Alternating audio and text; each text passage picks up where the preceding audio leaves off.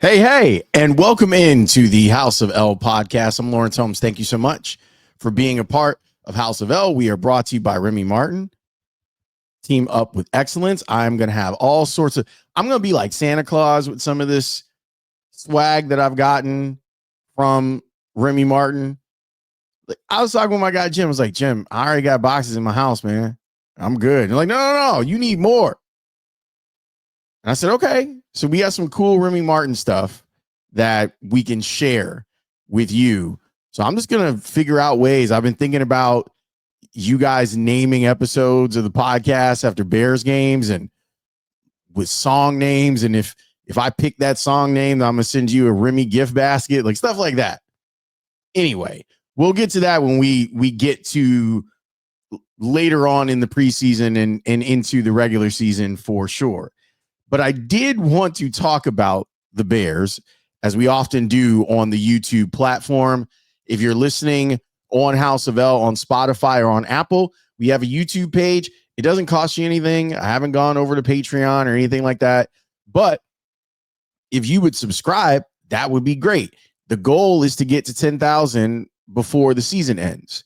And I think that's a pretty good goal. And we can get there. And I promise as we get closer to football season starting up, there's going to be a lot more content that's going to be in both places, but all of the football is going to be on YouTube.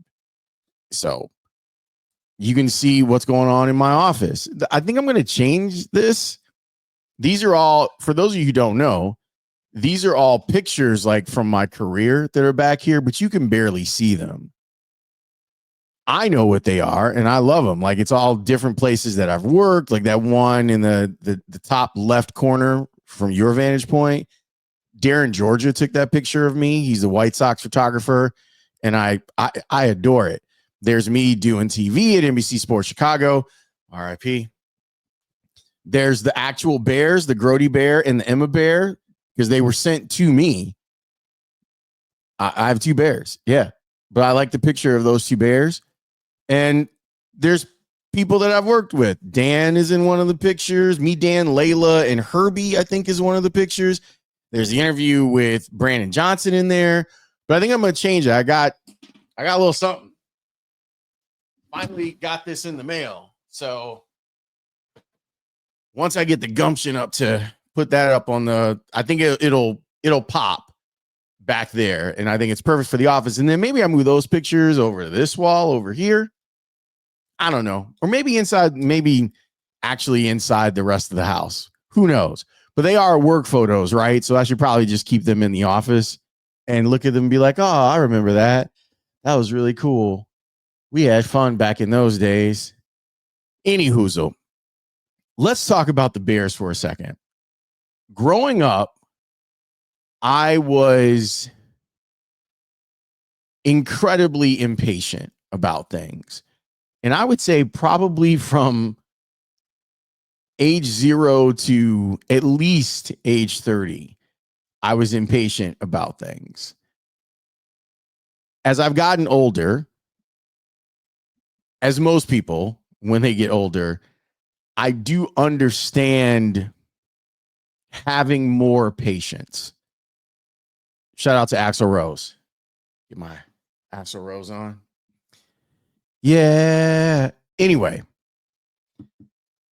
I understand where Bears fans are at to a degree. Y'all are like JG Wentworth commercials. It's my money and I want it now. That's what you're like with this quarterback situation. And I don't mean to laugh at you. I just am like, oh, we're going through a cycle of something yet again that feels very familiar. And because it feels familiar, there are some reflexive actions that happen inside of the fan base that I understand. Let me try to give you my point of view on Caleb Williams so far through camp. And they'll have a game this weekend, this Sunday night against Buffalo. They'll have the joint practice. They got all this stuff. And I just kind of wanted to give you my point of view. I think as coverage of football has grown overall, our thirst to learn more, which comes from a great place, but our thirst to learn more about football has led to the rise of what I like to call the industrial draft complex, where now there's so many different places that you can go to try and find out more about the draft. And you, as a consumer, have to figure out who you trust in these situations. And then you could build consensus a little bit on what is real and what is not real inside of the draft industrial complex. Everyone has an analyst. Everyone has a guy that's been breaking down tape of college players for 20 years. We're very lucky and to a certain degree spoiled in Chicago because of Pro Football Weekly and having the magazine and then having the draft guide. We used to joke that that's the Bible when you're looking at how the draft goes. Like, that's the Bible. Hub and Joel Bucksbaum and everyone else, all those people that came out of there. I want to say it was, who else was in it? I think even like Jeff Agrest. Like, there were a bunch of people who came out of there. Eric Edholm, like really smart, like football people came out of there. And I feel like their opinions on players, for the most part, there have been times when I've had big problems with how some words are used in scouting, depending on who the person is. But I feel like most people that were involved in the early days of this, even like the Mel Kiper Juniors of the world, were doing it from a very honest place where the goal was to educate you on who was coming out and what they were about, to allow for there to be a lot of networking and talking to people inside of college football and inside of pro football and see where there's a schism on a player. Like, why can a player succeed in college football and then struggle in the pros? What's the difference between the two games? All of that stuff is super valuable. But as media has grown and fragmented and grown and fragmented and grown and fragmented, everyone now is doing something like this. And I'm not sure that we are honestly in a place where it comes from a good place. I'm not saying that people are doing nefarious stuff. I just think that the thirst is so big for this. I always wonder if all the I's are dotted and the T's are crossed. That's a bigger issue, one that you might not even care about. But I want to give you some background on the way that I view some of this stuff. There's another media component, which I'll spend a little bit more time talking about later on in this episode, that I think is important. I mean, that not that I think is important, that I know is important to me. And it's the idea of integrity of thought. I want you to know, whether it's here or on the score, what you're getting from me is honest. It's how I feel. And usually that feeling I do back up with talking to people in sports. You would be surprised what my DMs and my text messages look like and who they're from. Okay. Trying to learn, even at this point, I actually think that I'm better about this now than I was when I was younger. Like, my educational experience over the last decade has really informed the way that I try to go about doing the job. And I'm not here trying to give you a little Barry Horowitz, like a little pat on the back. I just want you to understand that one of my frustrations is when we get criticism as a station, like the score gets criticism as a station, where you guys said blank about blank. No.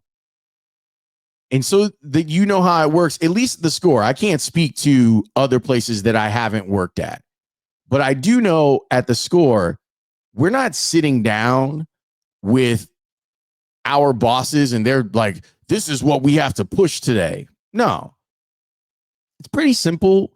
The formula that we use, and that formula is, what are the things that the most, if we were to ask 100 Chicago fans on what was important to them today, where would we get the largest group? And pretty much Bears conversation wins in that regard. The numbers bear it out. I love to talk about other stuff, but I also know that if I talk about, like, I love talking about the sky, for example, but I know out of that 100, there might be 2 or 3 people who are really interested in getting my sky thoughts.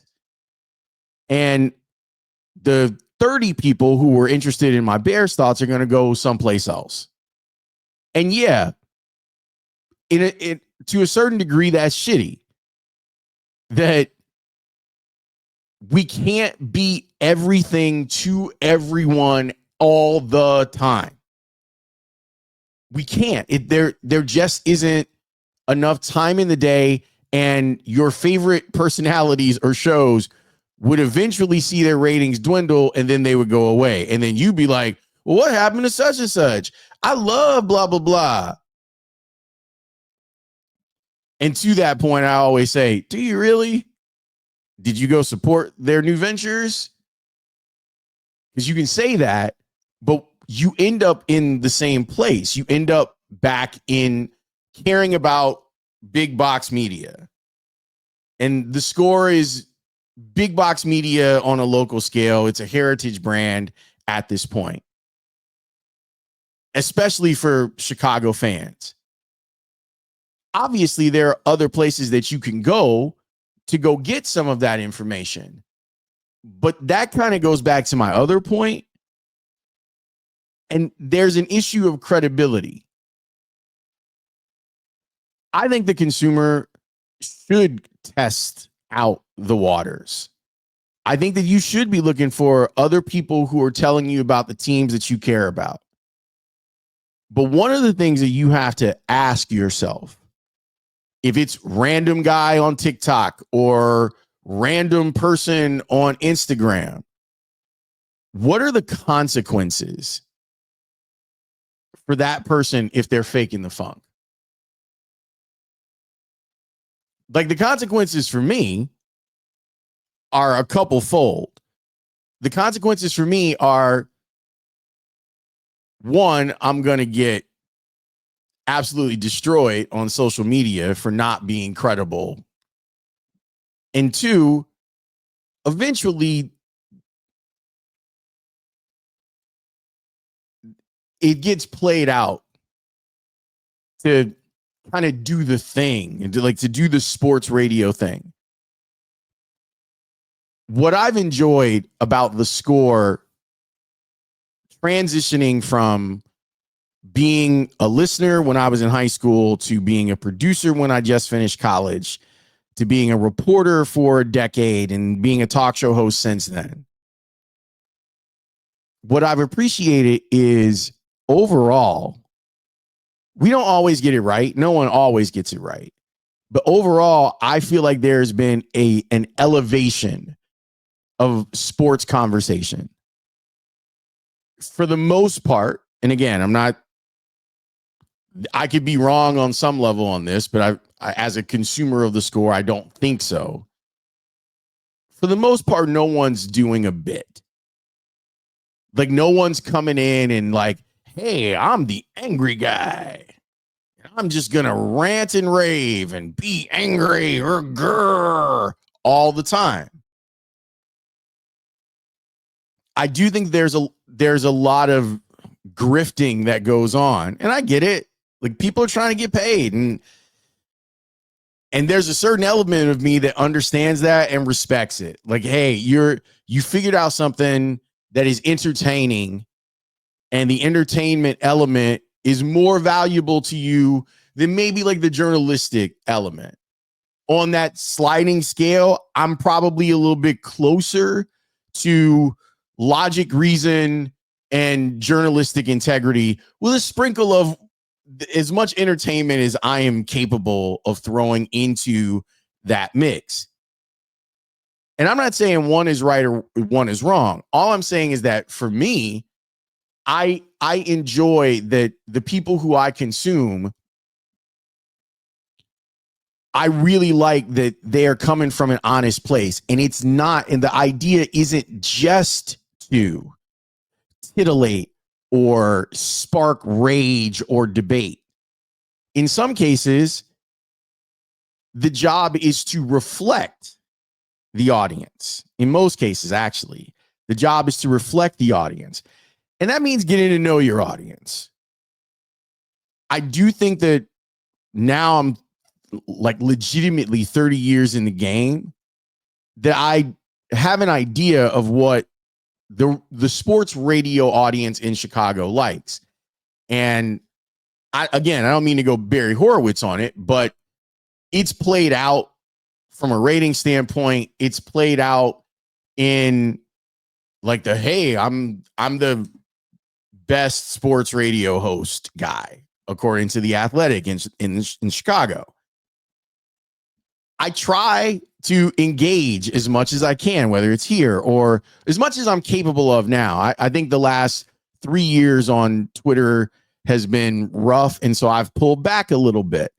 I'm still a voyeur. I just don't engage as much. I'm saying all of this to say our job, as far as I see it,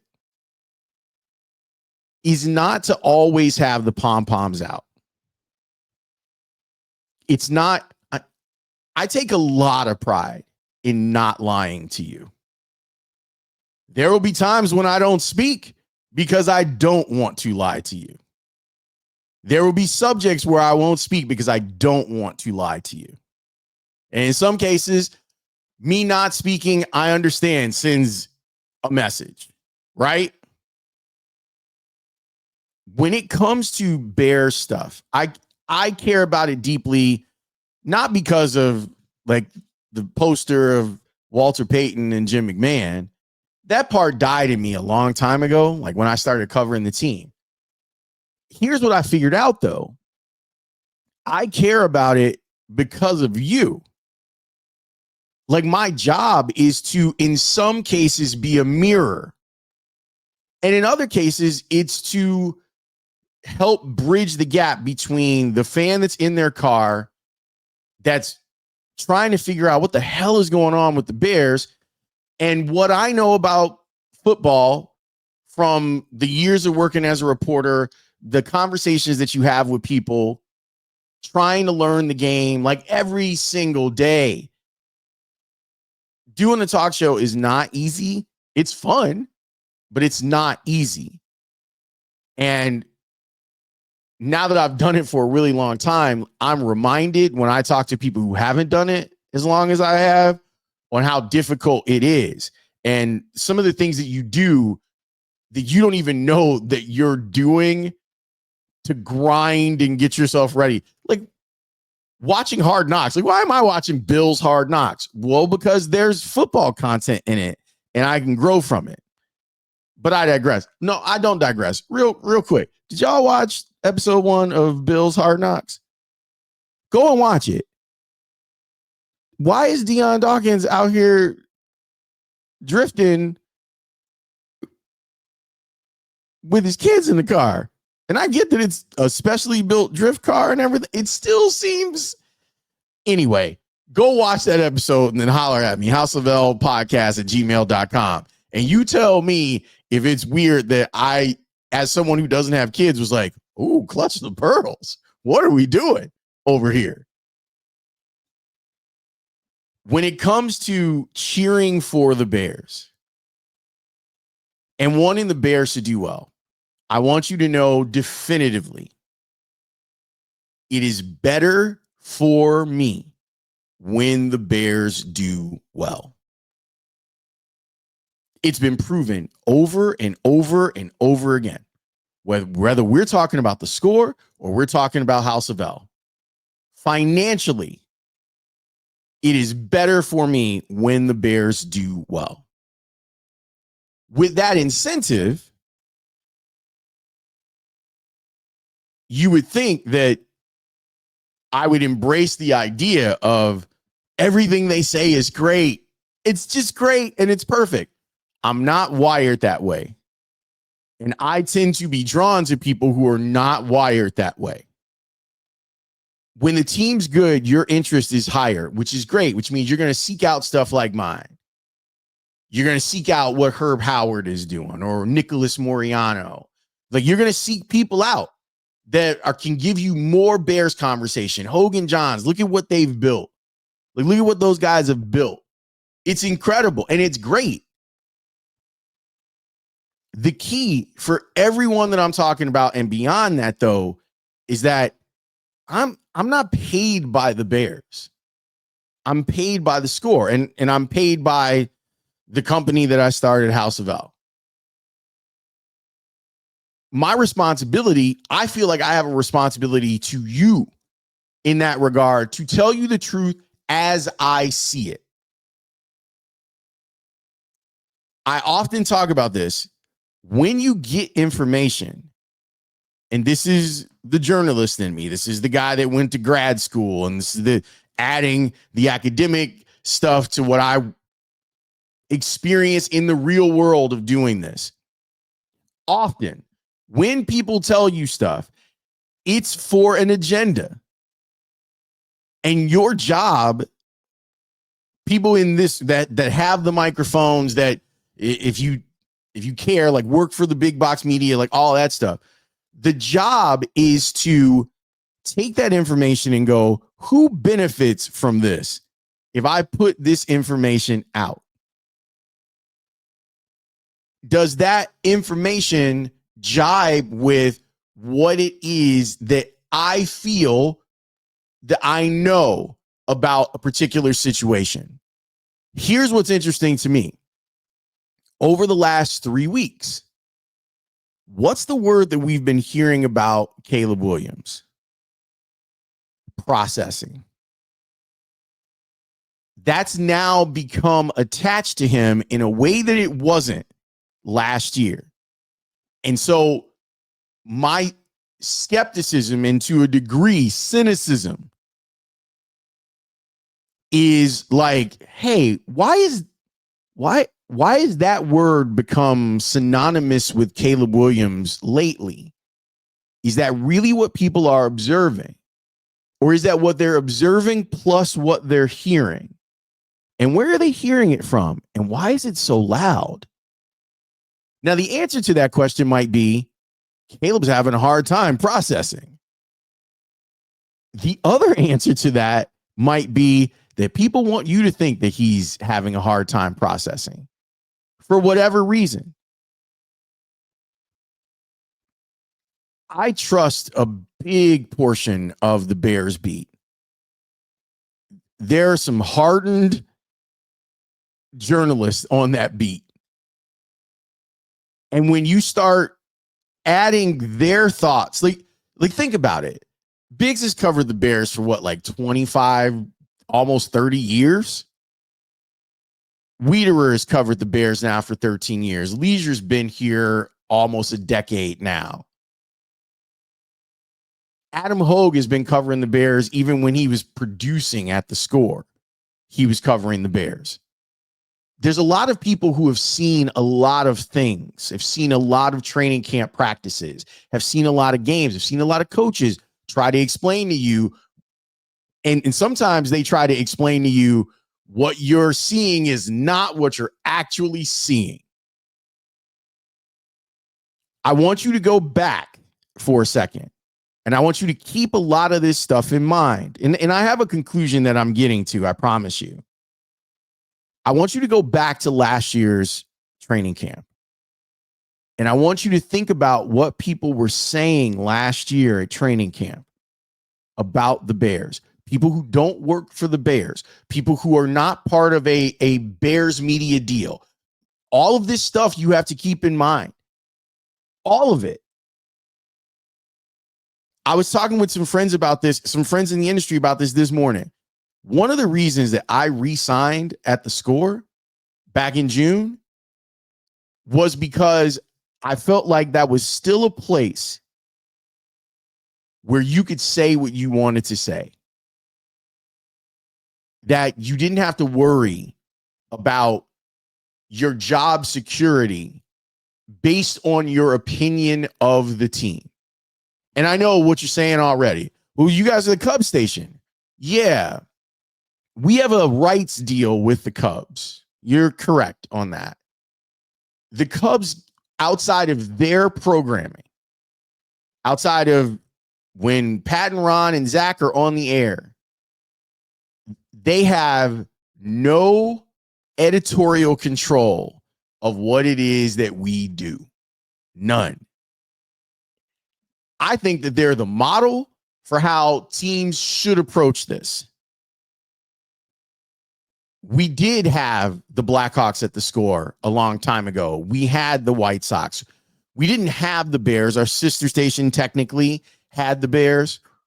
The Cubs as an organization, and I give them a lot of credit, they're not as sensitive as other teams have been in the history of sports and sports talk in Chicago. Theo set a really good template for it. And I think that for the most part, Jed has honored that template. I can't speak to Tom. I can speak to Tom, but I haven't spent enough time with Tom Ricketts to know where he falls on that scale. But I do think, and Mark Potash brought this up on Twitter a few weeks ago, and I think that he's right. He said that if you want to succeed in Chicago in a new media venture, then all you have to do is say rosy stuff about the Bears and you will succeed. And I think that there's some truth to that. I think people want to hear that everything is going great. But the flip side of that and the experience of that when it doesn't go great is, hey, why didn't you guys tell us about blah, blah, blah, or blah, blah, blah, or blah, blah, blah? Well, we did, but you didn't want to hear it. And it might have been because you have algorithmed yourself to only hearing the most glowing opinions about what's going on with whatever team that you root for. I'll give you a perfect example.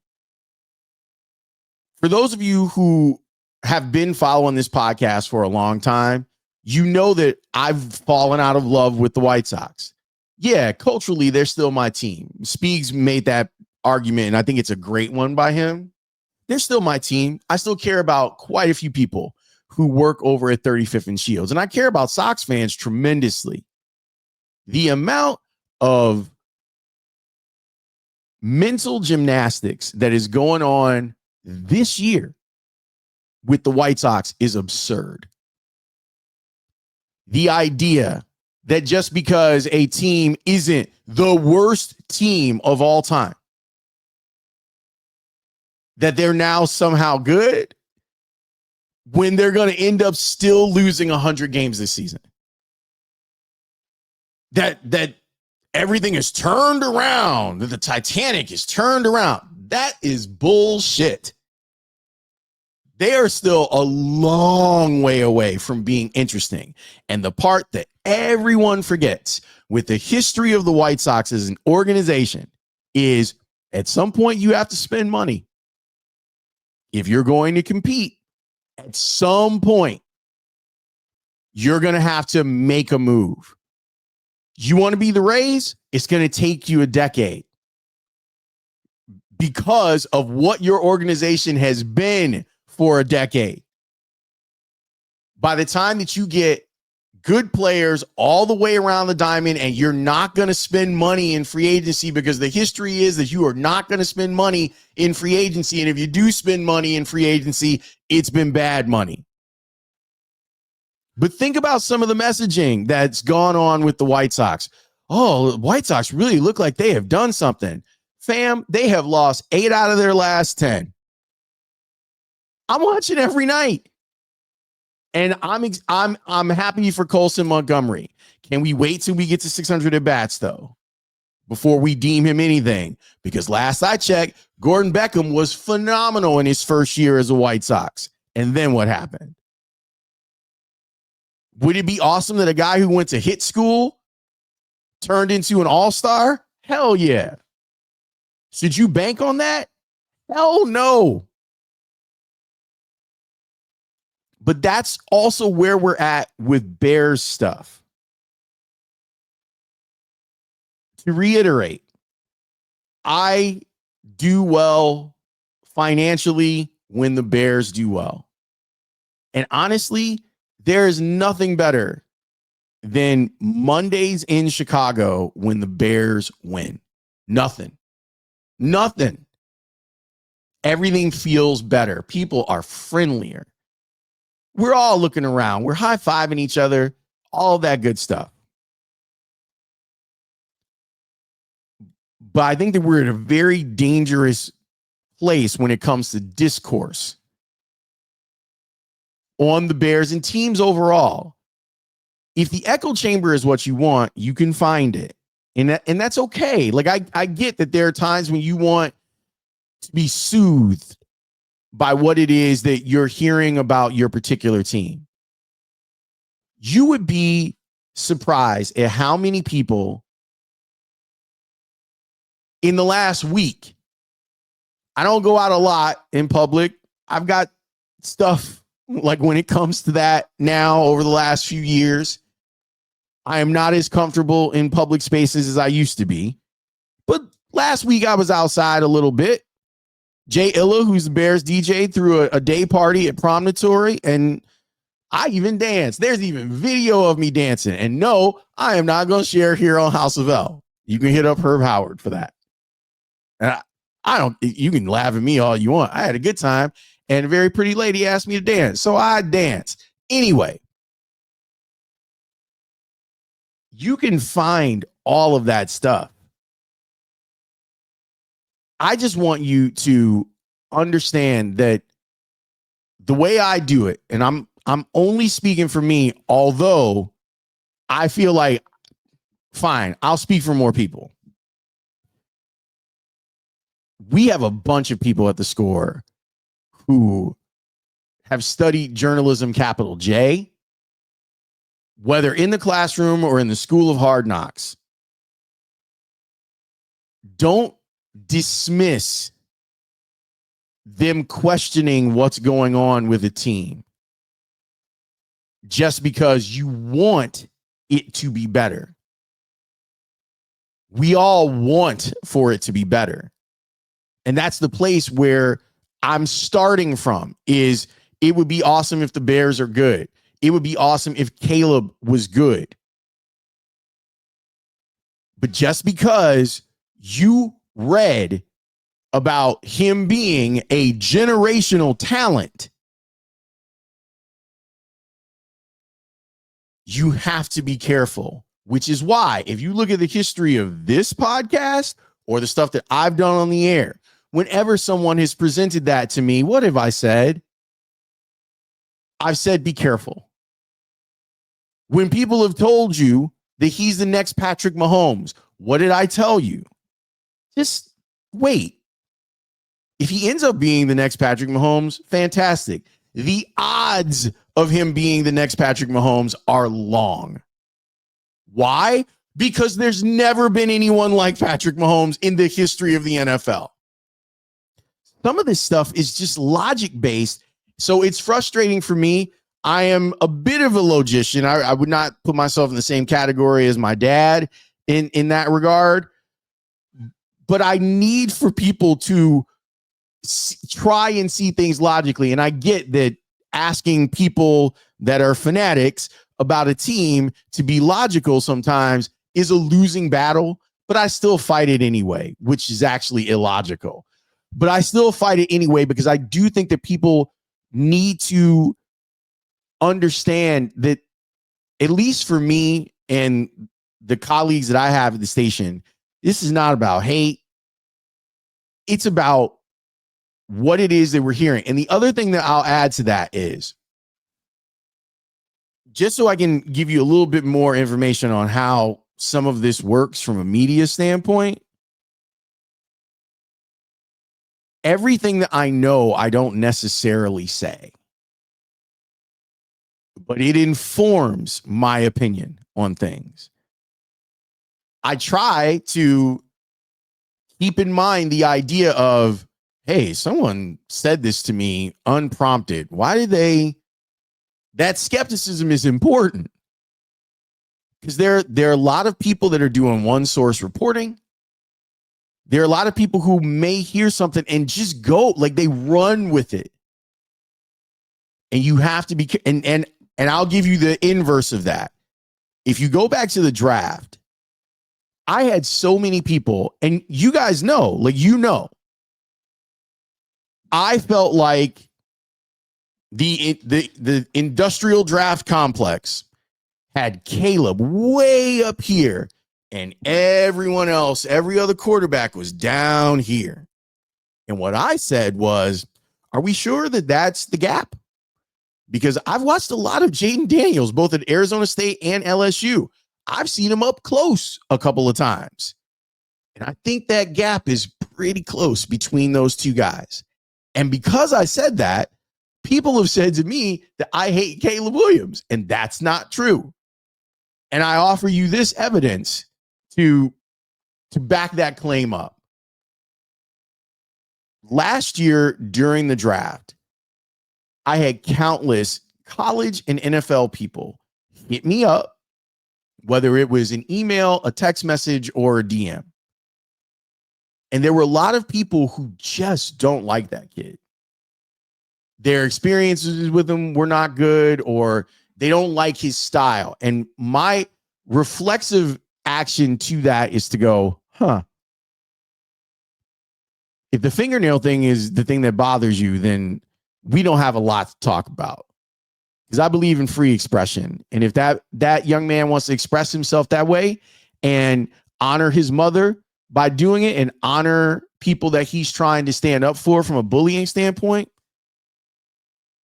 And I know that my bias is being in a classroom with people who are Caleb's age. So while I wouldn't consider myself an expert, I am more informed than a lot of people when it comes to the habits of 21 and 22-year-olds, how they think, how they interact, how they act out, all of this stuff. Because I have a whole bunch of emails from a bunch of 21 and 22-year-olds about assignments and things that they can't get done. And this work is too much and all this stuff. And you're like, it's going to be fine. You can do all of these things. But I had a bunch of people just maligning that young man for stuff that wasn't even really football. And I don't think that I don't want to do that type of work. That's dirty work to me. And so I stayed away from it and kept it football. That's what I try to do, is keep it football. And I think that there are some limitations to Caleb. Now, what impresses me about him is that last year was a real test of character. It won't be the only test of character, but it was a test. And I thought that he passed it. If you're saying maybe not from a pick up the pom-poms and root for the Bears, but did I turn a corner on Caleb? Yeah, to a certain degree, I did. Because he was learning how to play NFL football by himself. He had his teammates for some of it, but everyone there was like, ooh, this is not good. And no one should be learning in this type of environment.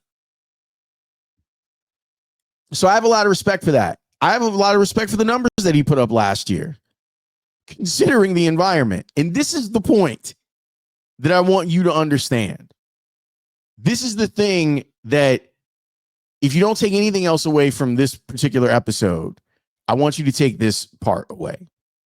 I know that it's frustrating. I truly do. I've been here with you the whole time, whether I was covering the team or talking about the team. I've been here with you. I understand all of those things that you're seeing and you're feeling about this franchise overall, and the desperate need to get someone at the quarterback position that is going to rise up. You want Jaden Daniels. I get it. You want the first year of CJ Stroud.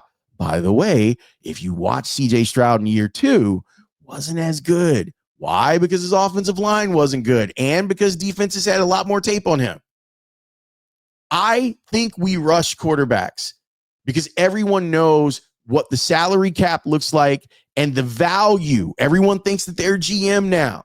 The value of being good on a rookie contract because of what that means when you have to actually pay a quarterback. It means you can't pay all the other people that are on your roster that helps to make your roster good. So everyone wants the dream scenario of Russell Wilson.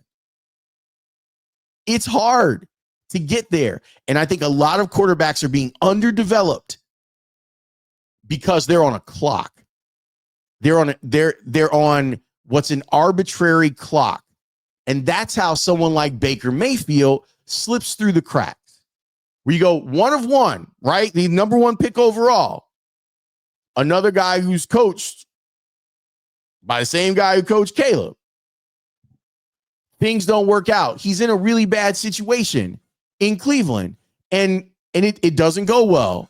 And then he bounces around a little bit, and there's that magical night where he's playing with the Rams, where he just showed up that week. They just needed a quarterback, and Baker Mayfield showed up on Thursday Night Football and did some cool shit. Then he ends up in Tampa and has a 5,000-yard season. Or Geno Smith. There's a lot of examples of this. People act like quarterbacks can't get better at the pro level. Strangely enough, there's a lot of examples of guys getting better. Look at what happened in Minnesota last year. That's 3 stories that I've given you in just last season. I'm hopeful because I really like Justin Fields. I'm hopeful that he's going to have a resurrection like that. I don't know if it'll happen for the Jets, but I stay hopeful in that regard. With Caleb, it's not surprising to me that he's struggling. He's kind of supposed to struggle right now. And this is the thing. This is where I'm at on this. And you can join me here if you want. When you really think about it and think about it this way, Caleb has to unlearn and learn at the same damn time. Unlearn and learn at the same damn time. He's got to unlearn all of the nonsense that went on last year with the Bears as an organization. He's got to unlearn it. He's got to unlearn an offense. He has to unlearn most of the stuff that he did in college because they're not doing that now. He's not doing that. Lincoln Riley wasn't running under center play action stuff with Caleb. They were running shotgun and pistol. And guess what? It's a different world from where you come from when you are doing those 2 different acts. I know to us, it's just football. It's like, well, I play in the backyard. It's different. It's different. And anyone who has been around football will tell you that it's different. And so if he's struggling right now, it makes sense. That being said, it still needs to be covered. And that part needs to be told. It doesn't mean that he can't grow into the quarterback that we all hope that he can be. It doesn't mean that this season is doomed. It doesn't even mean that if he struggles at the beginning of the season, then you need to start thinking about options and backup. None of that stuff. This guy is basically a rookie again. And I'm sorry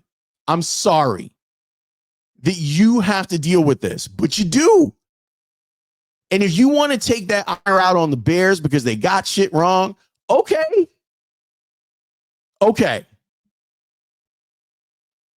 But there's going to be a lot of bumpiness. And I know you're tired of it. You were tired of it with Justin. You were tired of it with Mitch. And you're ready to move on from whoever.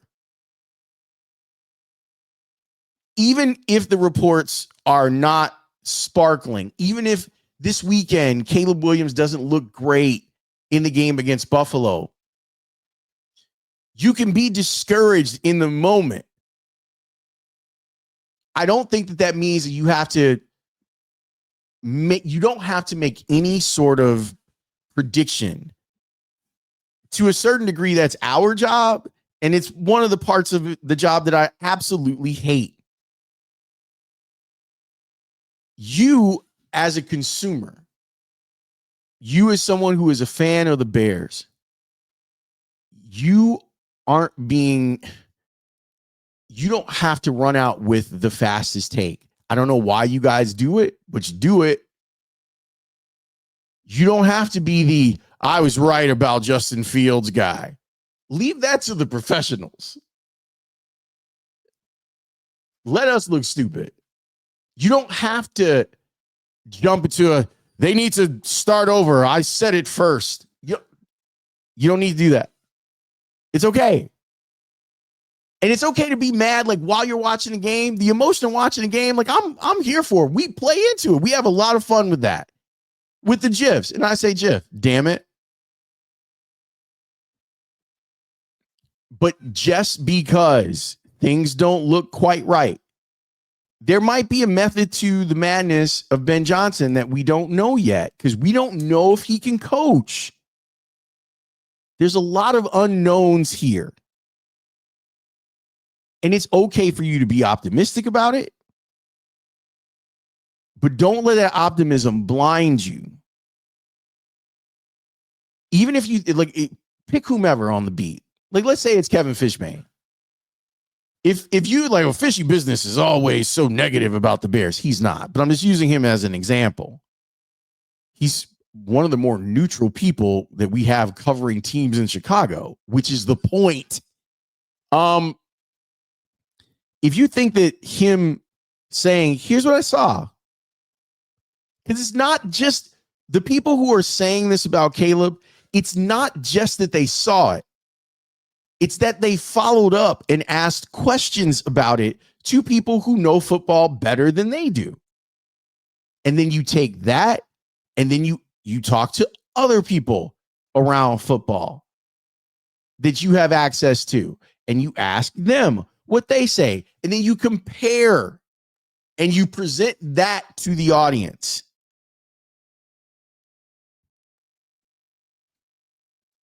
Try to give Caleb a little bit more grace. Go back to what I was saying at the beginning of this thing about patience. Axl Rose. He has to unlearn and learn at the same damn time.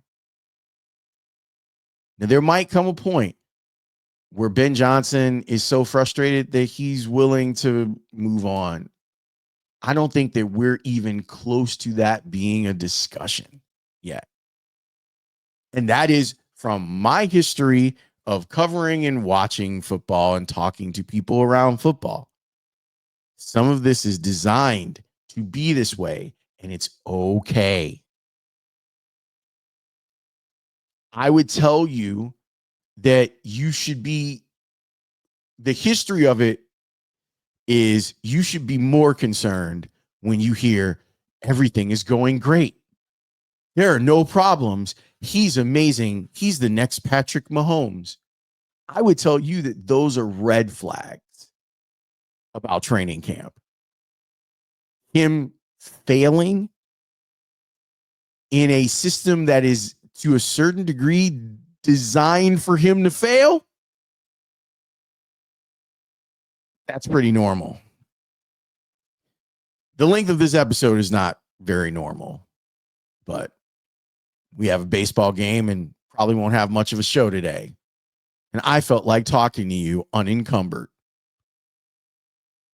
I'm Laurence Holmes, and I approve this message. I hope you enjoy the episode. Those of you who listen on Spotify or Apple, we love you. Give us 5 stars and write a review. It helps with the placement of the podcast. And come and subscribe to the House of L YouTube page. Thanks to Remy Martin. No, I have not been drinking Remy Martin today, and that's why the episode was long.